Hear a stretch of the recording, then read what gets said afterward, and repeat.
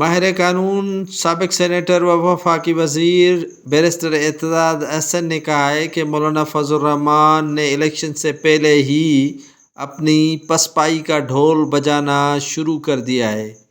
نواز شریف کے متعلق قیاس آرائیاں کرتے ہوئے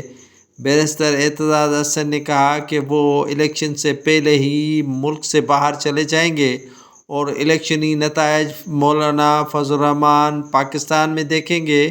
جبکہ نواز شریف ملک سے باہر ہی الیکشن کے نتائج دیکھیں گے، کیونکہ نواز شریف ملک سے باہر رہتے ہیں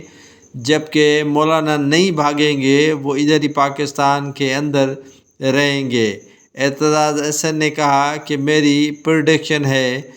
کہ الیکشن سے پہلے مولانا فضل الرحمان کو اپنی شکست نظر آ رہی ہے، جس کی وجہ سے وہ پہلے ہی اپنی ناکامی کا ڈھول بجا رہا ہے،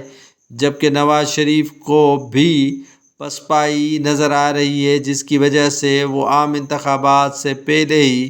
پاکستان سے باہر چلے جائیں گے